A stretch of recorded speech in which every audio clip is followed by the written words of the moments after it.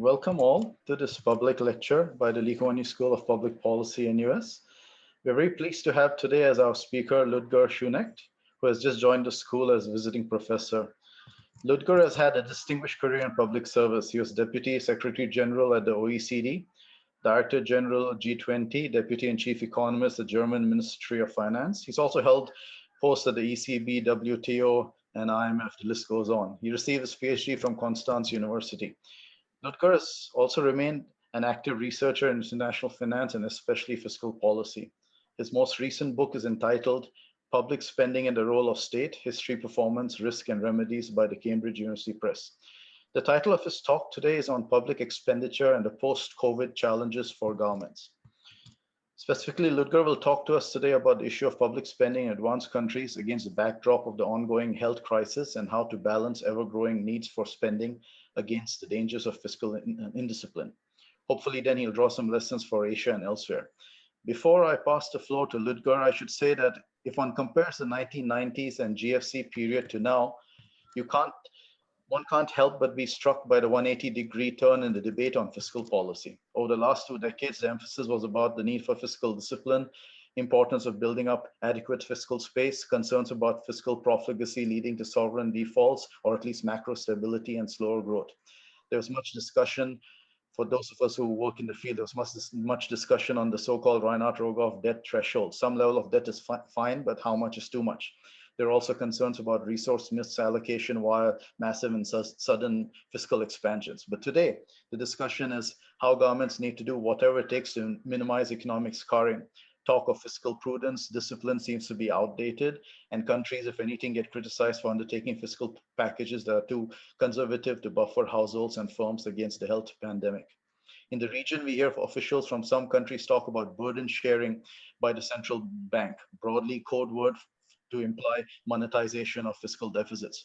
More generally, the modern monetary theory, which essentially states that governments cannot run out of money, they have no fiscal constraints, only resource constraints. This theory is getting a rather sympathetic hearing from some policymakers and media in some countries. So as a result of all of this, global government debt in advanced economies about 130, 140% of GDP. Ludger will talk more about this, and developing countries is also fast increasing. So my question, a simple one to Ludger, simple but big question, is there no upper limit? Ludger, I trust you have the answer to this and other questions. Welcome, and the floor is all yours. Yeah, thank you, Kishan. I assume I'm on. It's a great pleasure and a great honor to be speaker in this lecture. As Kishan was mentioning, it's a hot topic. It was a hot topic pre-COVID. You know, what should be the role of the state? How much spending should there be? How much debt should there be? And it is now even hotter afterwards, given that we as countries and governments have been spending a lot during the crisis to mitigate the effects and to protect jobs and people and companies, which was the right thing to do. But you're right, it's a question now, how far can that go and what should we do afterwards? But let me put the conclusions at the end and not get ahead of myself and start with some facts and analysis from this book that I have published. You see the banner here. And on the next slide gives you a quick overview. The book deals with public spending and the role of the state in 22 advanced countries from Australia to the US. But the findings of the book, I think, are increasingly relevant for Asia, as you know, many countries in Asia are either already advanced economies or catching up as emerging economies. Now, the book argues that government spending is really, and the role of the state has really progressed a lot in the past 150 years. It has provided us better lives and more opportunities.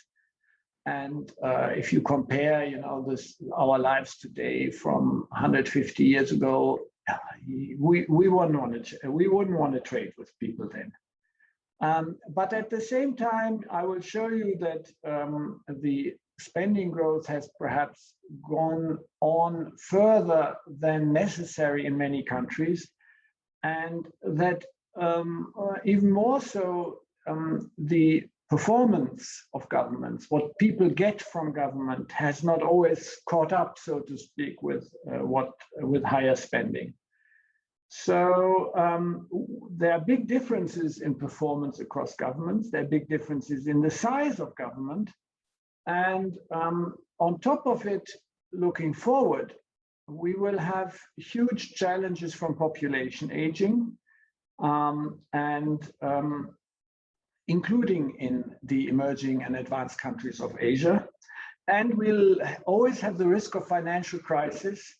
That is something that you also know well in this region from a little over 20 years ago. And these financial crises tend to have also very adverse effects on public finances and raise debt. So my conclusion afterwards will be that we will need sustainable government, we will need better and certainly not more spending, and we will need strong rules and institutions to underpin sustainable high quality spending. And that holds for Europe, for America, and for Asia. So if you could move on 2 slides, because I've already done the next one. Now, this slide shows something that I think is perhaps very relevant from today's perspective, especially in some advanced countries where trust in government is under threat. And I've looked at, in the context of writing my book, I've looked at the correlation between trust in government, in your own government, and on the one hand, public spending, the spending of government, and on the other hand, government performance. Government performance can be measured by a number of indicators like infrastructure quality, the rule of law, because that's the performance of government in protecting citizens from arbitrariness, etc. Low public debt as a measure of low public finances. And what you can see in this chart is that there's virtually no correlation between public spending and trust in government. And at the same time, there's quite sizable correlation between government performance and trust in government. So it is not spending that matters, but it's government performance that matters. But for governments to perform well, there has to be at least some spending. So already this suggests that government need to spend, but then they need to get it right with what they do with it. So on the next slide, you can see the history of public spending. It is a bit, I mean, it's only for these 22 countries, and I'll show you in a minute the sample. In about 1870, in today's advanced countries, 150 years ago, public spending was only about 10% of GDP. And that was mainly on defense, debt service, a bit on infrastructure, a bit on administration. And then until about 1960, the role of the state and public spending increased a lot. First during the wars, world wars on military spending, and then also, military spending was replaced by civil spending on administration and core services like education, basic safety nets, infrastructure. But spending in 1960 was, in advanced countries, still near 30% of GDP. Afterwards, it increased rapidly further. So in the 90 years from 1870 to 1960, about the same increase happened again to 2017. And that was mainly on the administration, some would say bureaucracy, and on the welfare state in advanced countries. And then came COVID-19. That's the difference between the 2017 and 2020 pillars, another 8% of GDP. So in 2020, last year, public spending in advanced countries was roughly 50% of GDP, a bit more. And that hid an enormous variance from about 30% of GDP in Ireland or Korea, Singapore even a bit less, to 50% in France before COVID.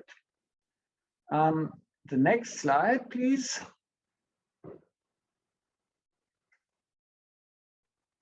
In this slide, you don't need to look at the details. It just shows you the countries that I looked at in my book.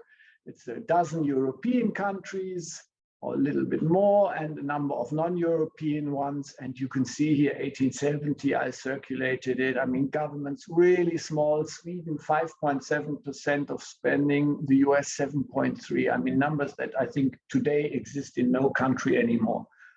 And then you have 2020 on the very right-hand side with the record of 63% in France. That means almost every second euro in that case that the economy produced went through the hands of government, and on average 52%, meaning every second euro. And the Asian countries tend to be on the smaller side here. You can see that with Japan, Korea, Singapore I put in. But there is a bit of a caveat here because the non-OECD countries sometimes employ a slightly different methodology, so the numbers may not be fully comparable, but they are relatively close in comparability. So the next slide gives you also the picture for emerging economies. I did not discuss emerging economies too much in my book, but you know, if you look at the spending ratio in emerging economies, compared to advanced countries, these are IMF numbers. The IMF numbers for advanced countries are a little lower than in my book because they have the sample is not the same. But you see here that emerging countries tend to have much lower spending ratios than advanced countries. And you see here Asian countries, Russia and China on the left, China also on the right, India, Indonesia, Philippines, Singapore, Thailand. That's the one I put down here as an example. But you can see that spending ratios tend to be much lower pre-COVID and post-COVID. Pre-COVID more near 30%, post-COVID 35%. And that's a bit higher than the spending in advanced countries in 1960. But as I said, considerably lower than today. And emerging economies are of a similar size as perhaps the smallest governments in advanced countries. Now, on the next slide, you see where the difference comes from. First, on the left is the expenditure composition in advanced countries, which the change between 1870, 1960, and 2017. You see that education, you know, the share of spending on education has first increased somewhat and then stayed roughly constant at a little over 10% of GDP, 10% of total spending. So, you know, some of us may think education is a huge share of government spending. No, it's not. It's only a little over 10%. The share of spending on investment, of public spending on investment, has gone down to less than 10%. And the big winner in advanced countries has been social expenditure. That's mainly health, pensions, long-term care, plus some other benefits, family benefits, etc. And you can see that today, over half of total spending in advanced countries is on social spending, on the welfare state and benefits. And that is roughly 1/4 of GDP. Now, on the right, we have an international comparison that includes a few emerging economies, but note here the non-comparability of the data in detail. According to the OECD definition, advanced countries spend 1/4 of GDP on social expenditure, but the IMF definition is a bit different. So it's a bit lower there. But what you can see here is that, for instance, you have France with social protection spending, the IMF calls it, of 25% of GDP, Germany 20%, and then you have Australia with 10%, China with 5%, Singapore and Thailand even less. But it shows the pattern. The pattern is that the main difference between industrial countries and between industrial and emerging countries is the size of the welfare state. And mind you that the size of the welfare state does not always mean more equal income distribution and more, more beneficial situation for the poor. That depends on how effective the welfare state is, and we come back to that. But in terms of the size, this is the main result. So the next chart shows you then if you look at, okay, what do governments actually give to their citizens for the money they spend? And I think this is a question that is asked way too little today, especially, as Kishan mentioned, we have now this debate on whether we should have more spending, more deficit, more debt, yet more, even though COVID has already led to a major increase. But we should ask the question, what do we actually get for it? Do we get value for money? And would more spending give us more value for money? Now, on the left, you see infrastructure performance. There is a good indicator by the World Bank on infrastructure performance. There are a few others. The indicators don't differ too much across countries. So I picked this one from the World Bank, and what you can see here on the x-axis is spending as percent of GDP, and on the y-axis is the infrastructure quality indicator. And you see that, frankly, there is no correlation between infrastructure quality and public expenditure. And these are 10-year averages, so it's not like that I pick out one year where, maybe spending is a bit higher or lower, or so these are really trends, patterns. And you see that Germany, Belgium, are just about as high as Austria is AUT, Japan, and Sweden. And then you have Greece with relatively high infrastructure spending, but a relatively low quality index. So no clear correlation between spending and infrastructure performance. The picture is a bit clearer on the income distribution, where you tend to have countries with bigger government, bigger welfare states to have a more equal income distribution. But even there, the numbers are not unambiguous. I've encircled 5 countries: Germany, France, Korea, Switzerland, Ireland. In all 5 countries, the Gini coefficient is almost identical. But the size of social expenditure is over 30% in France and only 10% of GDP in Korea.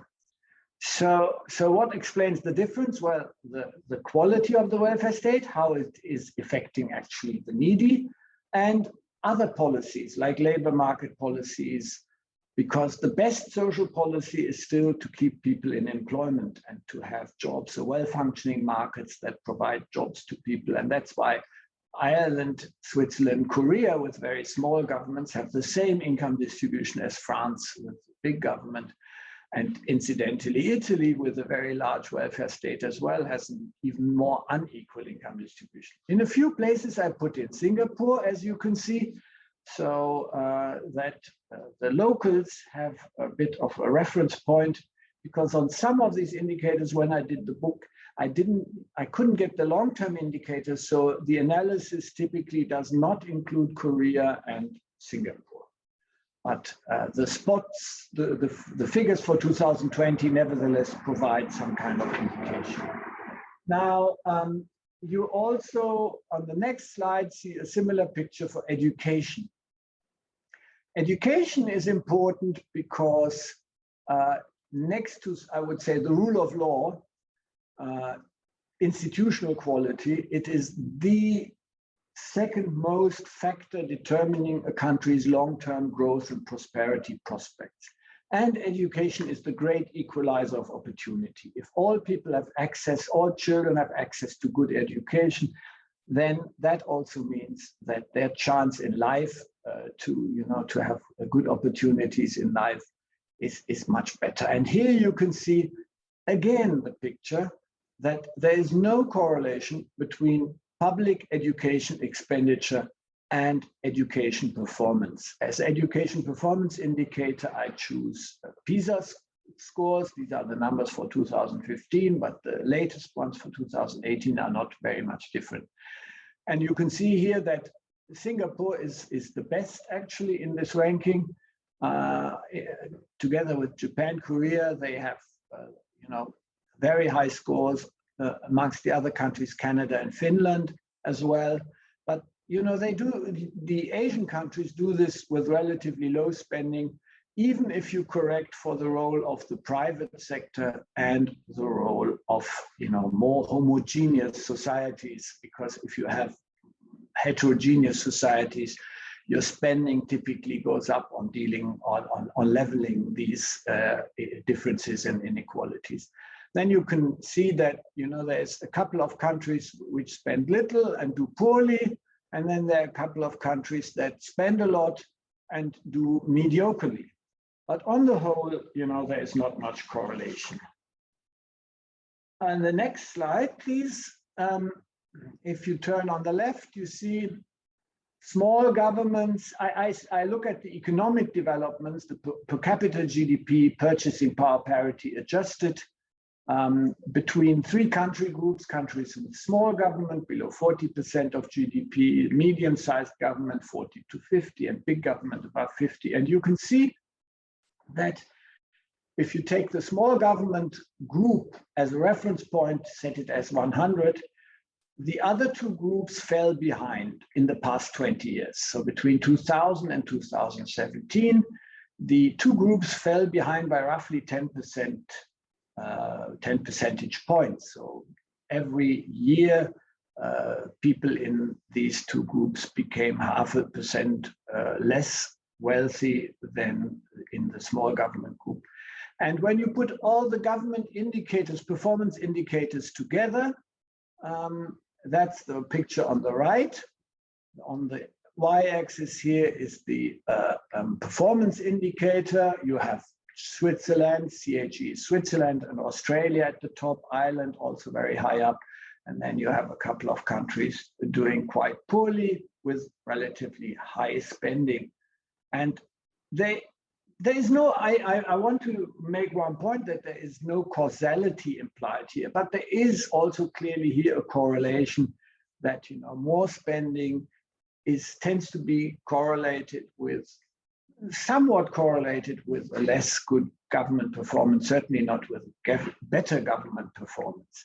But you also have countries with big government like Sweden or Belgium or Austria that do relatively well with big government, and others with bigger governments that are doing quite poorly. So there is no, like, you know, when you spend so much, you're doomed, and if you spend so little, you're well off. And certainly I have not included here countries with very low public spending, some developing countries which might actually spend too little to actually be able to do what governments need to do. So in the next slide, please.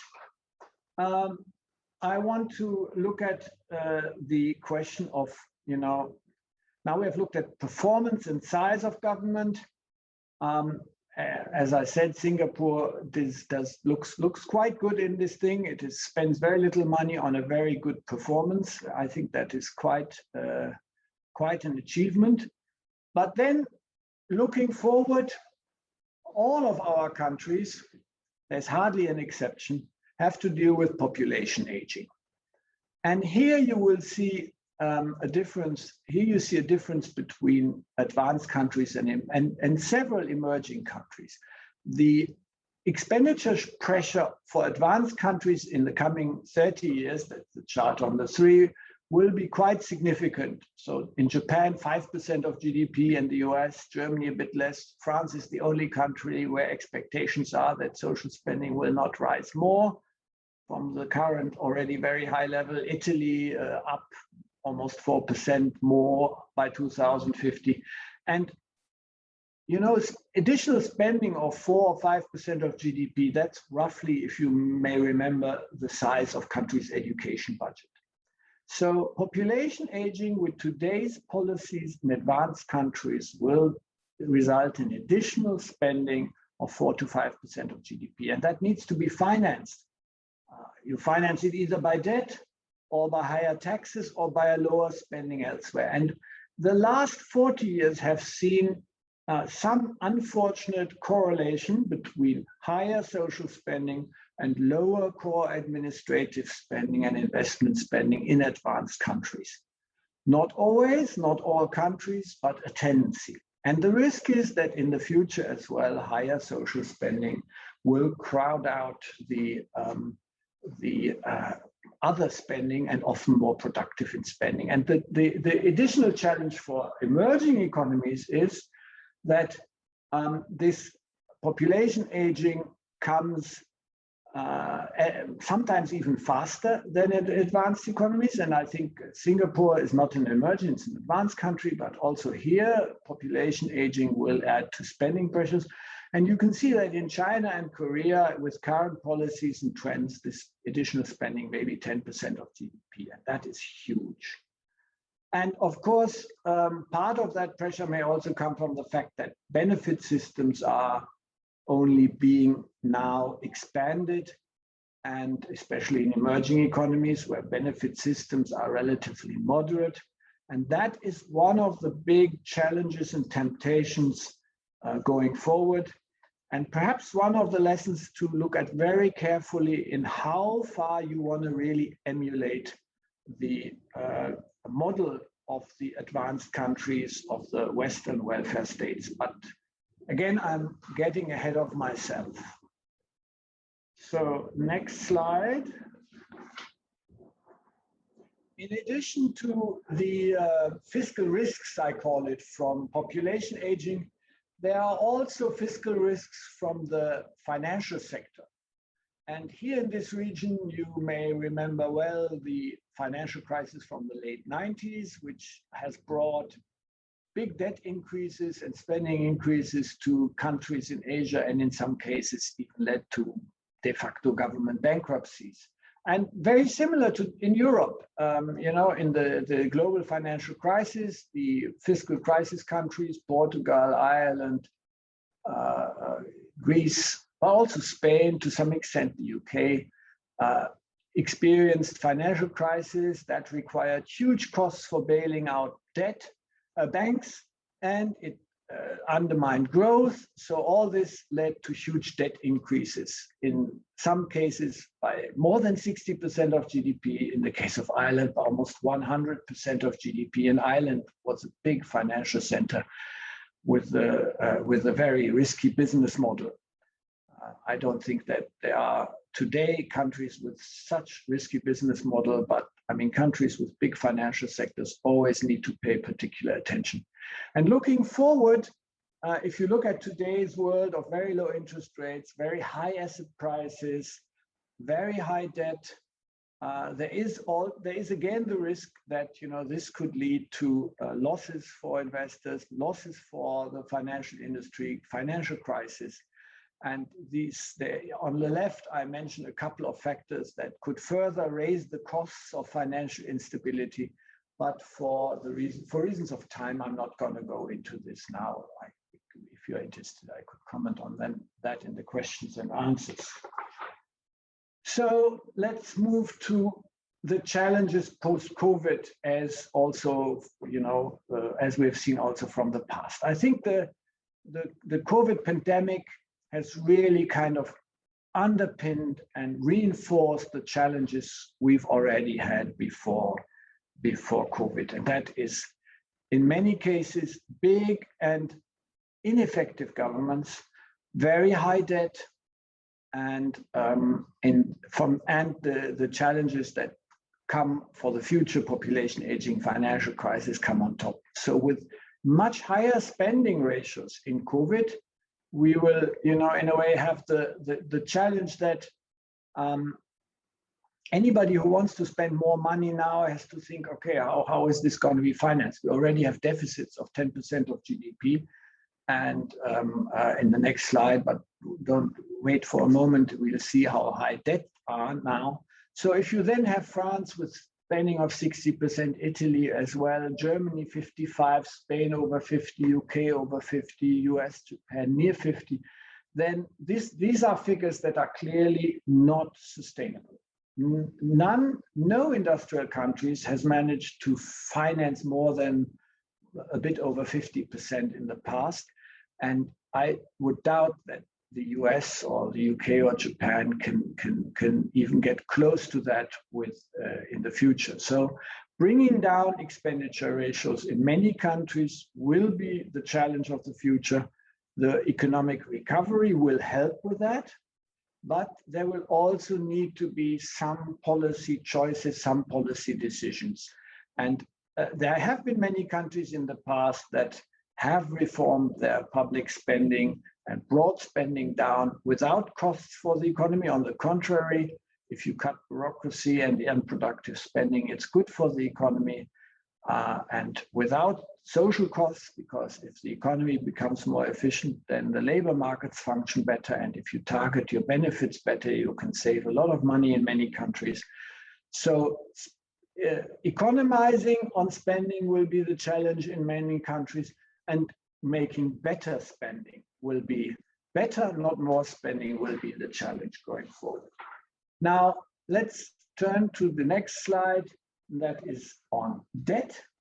Here you see, as Kishan was mentioning, public debt in the industrial countries is at record levels, and not only in industrial countries, but also in emerging economies. That's the red line. The blue line is the advanced countries, which are on average above 120%, the G7 even above 140% of GDP. And admittedly, this is after two crises, global financial crisis and the pandemic. But you can see also from this chart that the debt increase started much earlier in the 70s. It went up and down in emerging countries, but it went almost only up in advanced countries. And now we have the same debt ratio as at the end of World War II. And these figures are from October 2020, and so there's some more stimulus happened since then. So we might even brace ourselves for a little bit higher numbers than this. Now, the next chart shows the kind of the global perspective and Asia in this perspective. World public debt is now at 100% of GDP. That is really unprecedented. Advanced countries I'd mentioned, 120, emerging at 65, and Asia pretty close to the average. You see here China also close to the average, India relatively high. The Singapore number is high, but not comparable because from what I understand, Singapore issues a lot of debt to create a market, but net debt of the government is actually even positive. So there is no debt, no net debt. So this number needs to be taken with a grain of salt. On the right-hand side, you have the government fiscal balances, and you can see 2020 numbers in many countries in double digit, but even in Asian countries at 5, 6, 9%. This is not something one can have in the long run. This needs to be brought down. And so to contain debt and bring deficits down, spending needs to be contained. Now, how does that sit together with the current debate? Let me add an observation to this, and because it links to the current debate. Here you see the role that central banks have been playing in funding governments, because they've been buying government debt as part of their monetary policy to ease financing conditions and the transmission of monetary policies. And you can see that in Europe, the European Central Bank financed roughly 70%, that's on the right, of all issuance, and 100% of the net issuance of the new deficit. And the number in Japan was even higher in terms of all issuance. And even some emerging economies like Indonesia, Malaysia, the central banks have bought government debt. Now, this has helped keeping our economies going and keeping financing conditions favorable. But to my mind, it has also created a kind of illusion in terms of, the world, since it's been also going on for a while, some people have the feeling this will go on forever. And Kishan mentioned the new monetary theory. I mean, basically the assumption there is you print money and it never causes any problems. And central banks, if needed, central banks can come in and buy it. But this is not the normal world. And we have to, in history, in human history, we've had exceptional circumstances. I would say this is an exceptional circumstance that sometimes has lasted for quite a few years. But to conclude from that it doesn't matter anymore whether you have a lot of public debt is really setting yourself up for trouble, because the interest rate environment may change the overall interest rate level for everybody, and the spreads, the risk premia that investors demand from certain governments that are seen as more risky, all this can change the environment quickly. So if we can move to the next slide, and almost last one.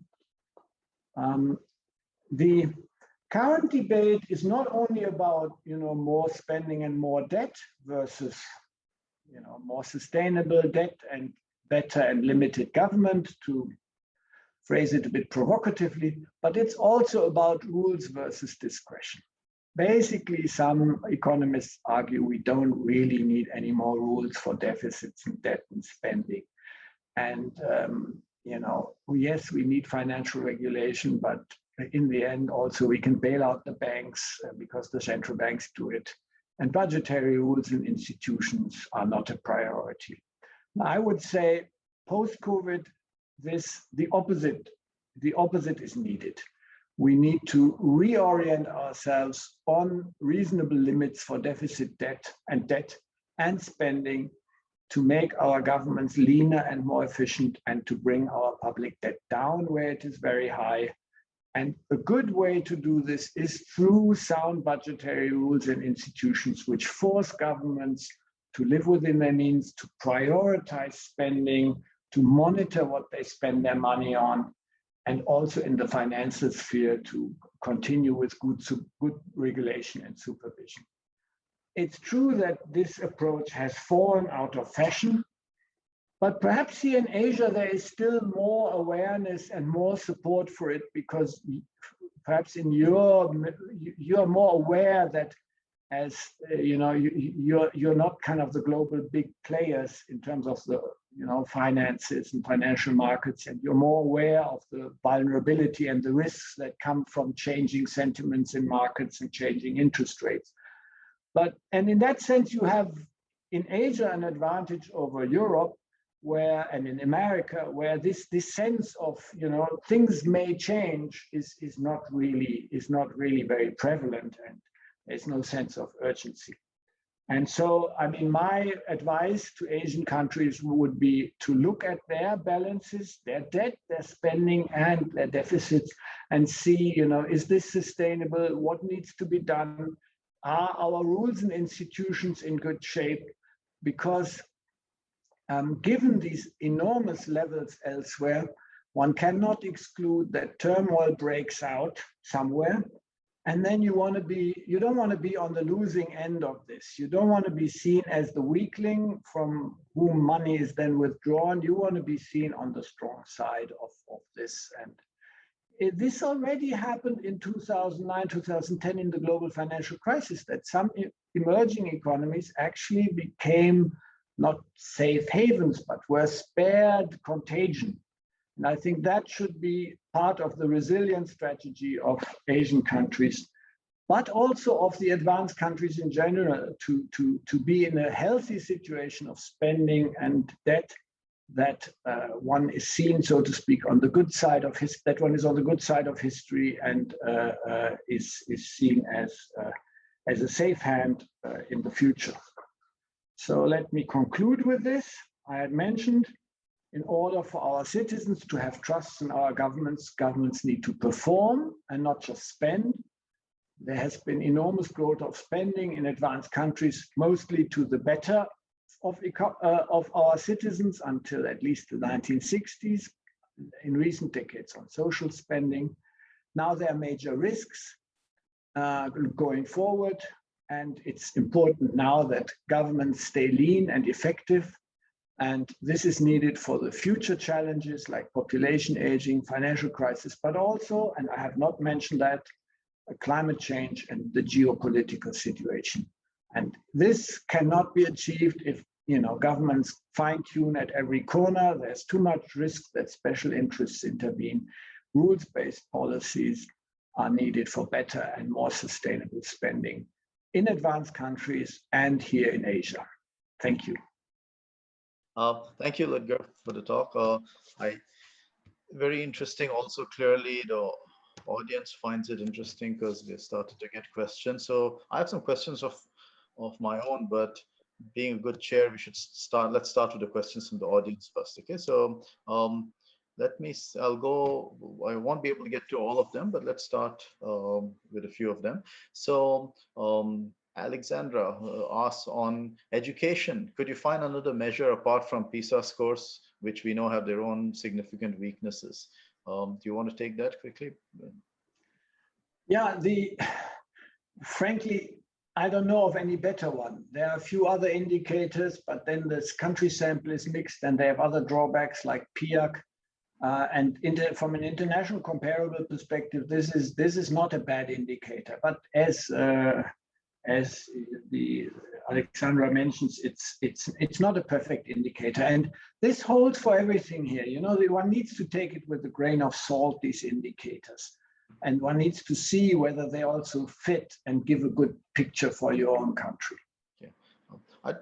If I may, Ludger, I should add, Altinok and Angers and others have worked on some of these indicators. I recall there was a nice working paper. I don't know if it's published, World Bank working paper in 2018, I believe, which is sort of global database on educational indicators. So I think there are some other, yes, all indicators have their problems, but that would be my starting point to look at what those authors have done. But they don't have a 20-year history like PISA. That's true, but the database was up to 2015 also. I don't know when they started. I think it was 20 years. No, but it's a valid point, definitely. Fair enough. Okay, let's move on. Bert Hoffman. I'll read this. It's a longish question. While government debt is high, the cost of servicing the debt is not. That is true now and was true before the crisis. There seems to be a lack of demand throughout the world, but particularly in advanced countries. Governments simply are filling the gap. So cutting spending would reduce demand and generate unemployment. What in addition needs to happen to revamp private demand, which would enable governments to reduce demand and debt? Yeah, good point. I should have elaborated more on that. Of course, you know, the strategy of reforming spending, you know, should not start at the depths of the COVID pandemic. But I think that we have a tendency to undermine the recovery, the speed and magnitude of the recovery, because, you know, our economic models, economists call it mean reverting. Our economic models have not included that after the big savings period during COVID, people may go on a binge afterwards and, you know, enjoy life and traveling and eating, and the savings rate may not adjust slowly, but may adjust fast, so that demand shortfall may be smaller and more short-lived than what we expect. And that's the main argument of Summers and Blanchard when they warn of the size of the stimulus in the US. But there's another point, and I have not touched on that here. What you see is really a weakness, what you see is really in Western countries is not excess savings, but a weakness of investment. When you look at the numbers, in advanced countries, private investment has gone down a lot. And then you ask yourself, okay, what do we have here? Do we have a demand side problem that has demand side roots? Do we have a demand side problem that has supply side roots, meaning the economies don't have enough confidence, so they don't invest? If that is the case, then the right policy measures would be structural reforms to boost confidence. And actually, fiscal reforms may be part of that. If marginal taxes are too high, if government bureaucracy is too intrusive.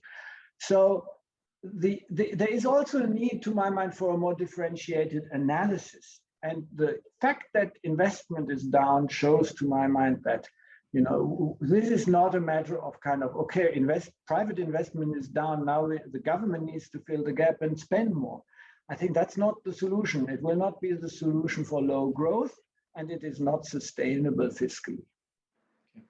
There are a couple of questions on this. So you mentioned central banks and financing. What about the argument that, look, as long as long-term interest rates are less than economic growth, there's no problem. We can keep growing our budget, keep having budget deficits and ever growing government debt. Yeah, it's a valid argument mathematically, because mathematically, debt does not explode if the interest rate is smaller than growth. But it's a weird way of defining sustainability, because I've done the exercise with the Japanese public finances. If you take the average deficit and interest rate and growth rate for Japan of the past 25 years, interest rate 0, growth 1%, so negative, interest rate smaller than growth. And it's true that debt doesn't explode, but debt will go towards 300, 400, 500% of GDP. Why? Because the average deficit was 6%. Sure. And is that sustainable? It doesn't explode, but there's no way that markets will finance 3, 4, 500% of GDP in public debt. So what I'm trying to say is, first of all, this arm smaller than G is a questionable concept for sustainability. And secondly, R is now smaller than G, but not for everybody, because countries that lose the trust of investors, the interest rate goes quickly above the economic growth rate. And then all this may collapse quickly, as we have seen in the European countries in the early 2010s, and as we have seen in the big taper tantrum in 2013 and recently. So to build fiscal policies for the future on the assumption that interest rates will stay this low is a risky business, especially for high debt countries. Let me just add here. So since you mentioned central banks, so are you concerned about fiscal dominance re-emerging and impact on central bank independence? If there's going to be, do you think there's pressure on central banks to keep long-term interest rates low by continuing to buy government debt? I mean, that cannot be excluded. I would hope that governments don't get to the point where they will actually exercise this kind of pressure. But it's not just fiscal dominance in terms of high debt and deficits. It's also financial dominance where, the private sector are so indebted and banks and, asset managers so weak that central banks cannot raise interest rates. I just want to, this kind of nervousness about, we are not only just record public debt, also record private debt. So financial dominance. So this is a clear risk, yes. And I just would wish that, in a way, that the central bank independence that we have achieved under great pain is not put at risk with this. And I've worked for the German Federal Ministry of Finance for 7 years. When governments get desperate, I mean, we were not desperate at the time, but when governments get desperate, they really try to pull all the levers. So today everything's fine and calm, but you have to have enough reserves and margins when rougher times are coming. Yeah, fair enough. There are a couple of questions. You mentioned Japan already. A couple of questions on Japan. You said, well, we can't. It's not sustainable what Japan's done. 10 years ago, when the debt was much lower. Granted, like you said, it's important to make a distinction between gross versus net debt. Net debt is somewhat lower, but still much higher, still very high in Japan as a share of GDP.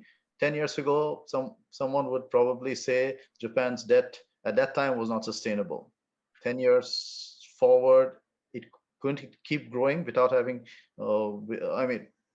is the big issue domestically held versus foreign held debt? Is that the Japan versus a Greece story? So do we have to be more concerned when debt is more foreign held as opposed to domestically held?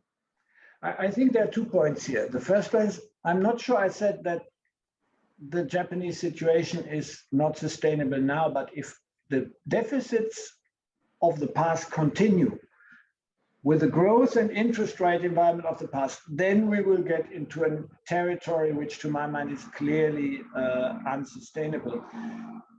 But still, yes, questions are reasonable, to ask whether even, today we are not at a point where we should kind of worry and start working on getting debt down so that we are not in trouble in the future. That's up to Japan to decide.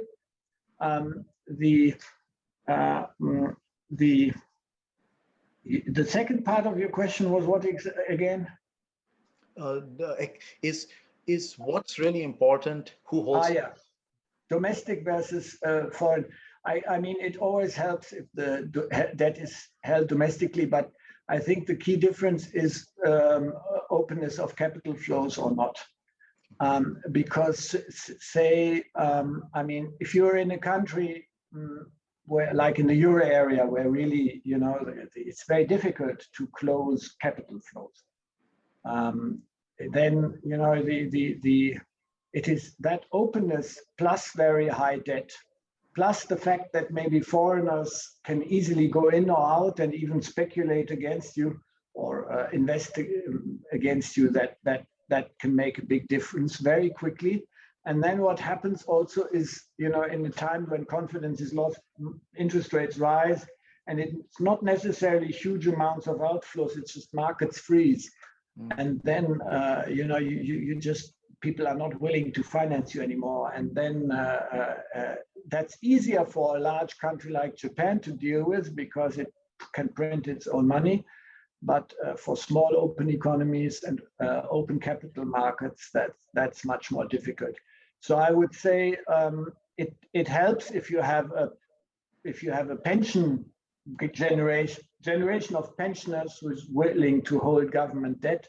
That helps, but it is not. I mean, open. If you have open capital markets, you should be stronger because you have always that risk from capital markets. There are a couple of questions on fiscal rules. What, to your mind, what would be a good or appropriate fiscal rule? I know it's a broad question, but could you talk to that issue? Yeah, I mean, I guess the question refers to rules for the macroeconomic side of fiscal policies, so the constraints on deficits, debt, and spending.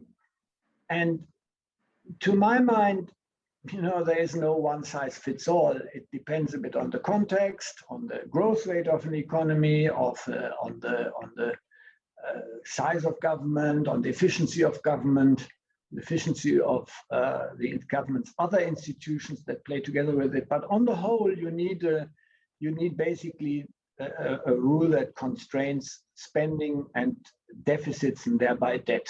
Now, what the, so to speak, best instrument is depends also on the country. In some countries, like in Germany, the deficit is kind of the operational target of government. That's the heart of all coalition agreements, how much the borrowing requirement. In other countries, it's more the spending growth. In yet others, especially when the debt is very high, it could be the debt ratio. But what is key is, first of all, that the rules are credible and implementable, and that then they are enforced. And I think, there's a lot of leeway on the details. Hardly ever have public finances become unsustainable because of stupid rules. They have become unsustainable because of unimplemented, unenforced rules. And that's also true for Europe. The Stability and Growth Pact is a complicated set of rules, but the problem is not that, it's the implementation. Let's continue with that, because there have been some more questions on fiscal rules. Implementation. Given what we've seen with COVID and other types of crises, I'm sure you'd agree that we need some escape clauses in these fiscal rules. But the more the escape clauses and different types of escape clauses, the looser the rules become, harder it is to enforce. So how do you balance the two? That's a very good point, and it's a big challenge. I mean, again, I think here Europe has demonstrated that in principle it doesn't have a bad set of rules, with COVID, the rules were suspended, and now the question is, when do you make them apply again? And then now, of course, this battle starts with some countries wanting to push that date out and others wanting to have it earlier. But on the whole, I mean, whether it's 2022 or 2023, to my mind, doesn't matter really that much. The focus should be, okay, and afterwards, guys, get ready. We will implement them. We'll implement them in a reasonable manner, taking into account the environment, but it'll happen. And that is also happening in Germany. And I'm not sure how the situation is in the US or in Asian countries. I don't know how much Asian countries have fiscal rules, but when you have fiscal rules, it might make it also easier for governments to do the tough things against special interest. In the end, 100% of the population can agree on, the need for less deficits, less debt. But when it comes to individual spending items, it's always not in my backyard. It's cut somebody else's spending, raise somebody else's taxes. And fiscal rules might give governments the leverage to overcome these special interests and not get stuck in an unsustainable equilibrium of rising deficits or rising debt. And the other thing that I've actually seen in practice happen, when you have fiscal rules, and not just on the deficit and on the debt or spending, but also on the budget processes, when that works well together, governments discuss differently. They really have a discussion on what they should prioritize. And ministries have an incentive to spend in a way that actually produces the results they want to do. When money is free, you spend it on whatever. All the pet in this crisis too, we've put a lot of pet projects into the crisis support, which nobody really paid attention to. And that, I think, is one of the big mistakes in the current debate, where people say, money is free, let's spend more. The risk is that the fact that it's free, it becomes less efficient, less effective, because government have less of an incentive to actually spend the money well. Fair enough. I think the freeness, but also you mentioned COVID. I also think, and talking about efficiency of government spending, I think there's also a Dutch disease phenomenon. When you spend too much too quickly, there are issues about productivity and quality of spending as well. We'll take a few other questions. There are a lot. So excuse me, the audience, if I don't cover all your questions. My colleague at the school, Adrian Bussey, who is much younger than I am, so he keeps talking about different generations. He asked this question: is there a tension between generations in terms of who bears the burden of high debt? Older generations may not care much about high debt, but younger generations may have to pay higher taxes in the future. Is there not a political economy dimension to this problem? Yeah, this is, of course, this is an excellent question. I should have commented on it. I mean, the voters everywhere. I mean, the average voter in Germany is now well over 50. I think that's increasingly the case also in other advanced and even some emerging countries. And they're looking forward to their retirement. And then there are many, many people already in retirement. And that's, of course, creates a political economy bias when it comes to, what the money is spent on. And I think it explains a significant part of this incredible increase in social spending in advanced countries. But I think the situation is even, sorry to say, is even worse. Because, we leave the climate challenge for the next generation to finance. We do that, we leave the aging challenge unfinanced because, you've seen the numbers with the huge additional increase coming in the next couple of years, unless we raise retirement age enormously and cut benefits. And all that with a record level of debt and a record level of public spending. So in a way, we've exhausted all the margins at a time, not to talk about financial crisis, at a time when we really should have these margins to deal with the challenges for the future. And then if you look at the effect of monetary policies, it has raised asset prices with the good intention of, stimulating consumption, because wealthy people consume more, you have wealth effects, etc. But also there, the elderly have profited. The young trying to enter the housing market find extremely high prices, and the old who sell their home, they get a bonanza. And then, of the young, those who have rich parents inherit rich, and those who don't can't enter the housing market. So it's really also from a distributional question, not a great situation. So I think normalization in every respect has also these positive intergenerational and distributional effects. Derek, you didn't talk about it because you focus more on advanced economies, but there's some questions about developing countries and the whole issue of debt forgiveness that Jeff Sachs and others talk about. Do you have any thoughts on that issue? Debt forgiveness is always a double-edged sword, and because it creates financing problems for the economy in the phase when they are negotiating the restructuring, and it creates potentially moral hazard in the sense that the governments who caused the problems may then start with a clean slate to do the same things again, as we have seen, after the HIPC initiative, when in developing countries were largely disindebted, and 20 years later we are in a similar situation again. So in a way, debt reduction, debt forgiveness in some cases cannot be avoided. Ukraine and the war with Russia now chart. I think it's clear that it has to happen in some cases. Where it gets problematic beyond the, so to speak, incentive effect is, of course, when you look at large countries.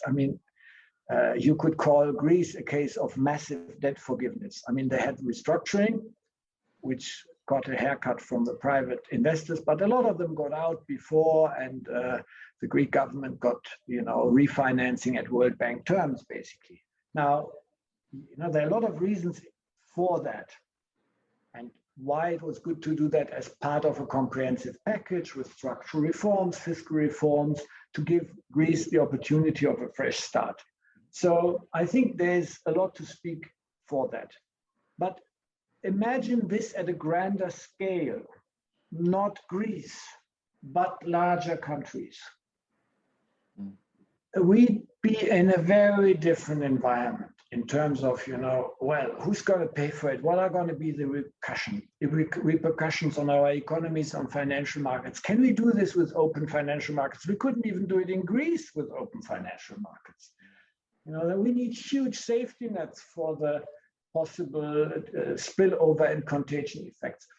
And so, this is actually another good argument why especially advanced countries, big countries, but also big emerging countries should try not to get into such a situation, because we really get into unknown territory there to mine. Hard to manage territory. Fair enough. I'm going to read, we sort of alluded to this, but I'm going to read this question by Terence Ho.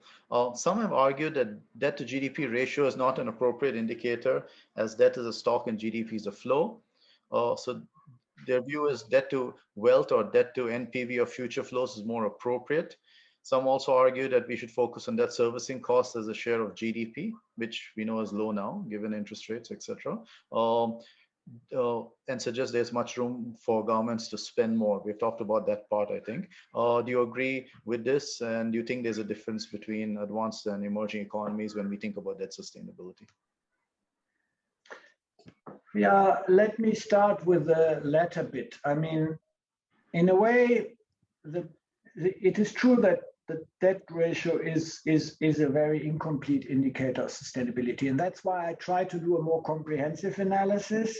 Debt, spending, a high debt ratio and low spending is in principle less problematic than a high debt ratio and high spending, unless low spending means you can't tax, and then it doesn't matter. if you have high debt plus a lot of aging costs coming up, plus high private debt and an unstable financial sector, you are in much more trouble than if you just have a lot of debt, but your private sector is healthy and growing rapidly. Of course, high debt with high growth is much easier to bear than high debt with low growth. But honestly, I mean, if you look at today's advanced countries and the prospects, I mean, labor supply is shrinking, people are aging, the gains, the growth gains from moving, to the frontier are much lower than for emerging economies. So the growth potential is less than for emerging economies. So in a way, from that perspective, debt in advanced countries should be lower than in emerging countries, where the growth potential is higher, so they can in a way finance more debt. Of course, the reality looks very different, and that has to do with the fact that debt service costs are low, and governments can finance themselves at zero interest rates. But just remember 2010 or various historic episodes, when debt service costs can rise by several percent in just a few weeks. And we can also not expect that the zero nominal interest rate environment continues for the future. I mean, the European Commission in its debt sustainability analysis assumes interest rates to move to 2% for long-term debt, to move to 2% real in the coming decade, in the coming 10, 20 years. The Congressional Budget Office assumes the same 2% real interest rates. So that means interest rates going back to 4% for 10-year bonds. Now, will that happen? We don't know. But prudently enough, these agencies assume that, because that's, to my mind, the more normal environment, and then take debt of 120% of GDP, which is now the US or France, and 3% higher interest rates. That's 3.6% of GDP. That's more than these countries' investment budget that you would then spend on additional debt service costs over time, admittedly, not immediately, but over time. So it's huge. And yeah, right. I mean, also the corporate sector right now is facing very low financing costs, with the result that they're doing enormous risk taking, which creates its own problems of, and that links up with what you were saying about central bank independence. I mean, we'll have to give central banks the room to pursue monetary policies if inflation rises, if the need arises. We cannot put them in a situation that we have to say, hey, wait a minute, guys, you cannot raise interest rates because otherwise our debt service is going through the roof and we are bankrupt, and then people are going to be very upset. Enough. The concept of central bank independence is a broader story here, where pressures on them to deal with issues relating to inequality, climate change, financing, etc. So this is just one of fiscal dominance, I think, is one of the many issues that are challenging central bank independence to some extent. Let me ask, if I may, I was a bit flippant with my comment on modern monetary theory. There are a couple of questions about your views on that. Do you have, what's your take on MFT? I mean, I have two reactions. The first one is kind of, so to speak, the emotional one. And it makes me feel like, okay, I mean, it's too good to be true. And the second one is, of course, that the caveat of new monetary theory is kind of coming at the very end. The caveat there is that if in the end it doesn't work, well, then we have to shrink money supply, or we have to reduce debt. So that's how I understand it. And I mean, but that's not, the political economy doesn't allow this. You cannot suddenly compress money supply to contain inflation. You cannot suddenly contract in a big way budgets without huge damage. Budgets are like tankers, and public debt is like a tanker. To bring debt down from 80 to 60%, Germany took 10 years. public spending, to bring that down in an orderly manner that doesn't jeopardize, the high quality spending, the social objectives, it takes time. So, I mean, the world of free money and free printing of money it can work for a long time, but it will not work forever. And the most dangerous time is the one where people think it works forever. Fair enough. Let's talk a bit about the political economy dimension of this. So developing versus developed countries, right? So developing countries much earlier were told by advanced economies to get your macroeconomic house in order. You need fiscal discipline. You need to make your central banks independent so that there's no monetization of deficit, have inflation targeting framework, etc. Then we have the global financial crisis. The US does its QE and they do direct asset purchases with TARP. Then we have monetization of deficit, etc. If developing countries start, in the case of EU, in the Eurozone, you have the Germans there who are always going to say, well, wait a minute. For developing country that's worked very hard to regain this discipline, and now if they start pursuing some of these policies, is there a concern? Do you see that concern? Do you see this as a big issue going forward? When I saw the IMF numbers on the share of debt issuance financed by central banks in emerging economies, I was on the one hand like positive, saying, okay, I mean, it's limited. But on the other hand, I was also really like getting a bit of stomach ache because it's everywhere. It's a bit Pandora's box, and you may have the best monetary policy reasons to do it, and you may have the best kind of demand balancing motive, which really it is, and that's good for the crisis. I think we did the right thing, but now, you mentioned it before, how do we get out of it again? That this doesn't become the new normal. It mustn't become the new normal. And there, perhaps emerging economies with a tendency to have weaker institutions, less credibility, more exposure to volatile markets, it's even more important that this normalization is not postponed. And that really the monetization of deficits through central bank asset purchases remains a one-off monetary policy tool in crisis and not a convenient deficit financing tool in normal times. It's a big risk, and it's an appeal to central banks and to governments to rein in on that as quickly as possible so that it doesn't become a habit. Let's say, so hopefully we get through this health crisis and governments then decide, well, okay, we need to start tightening our budgets and eventually have fiscal rules with some degree of flexibility, as you talked about. How would you do it? How would you tighten? Obviously not capital expenditure cuts. Let's say a lot of large part of revenue expenditures are non-discretionary. What are the options?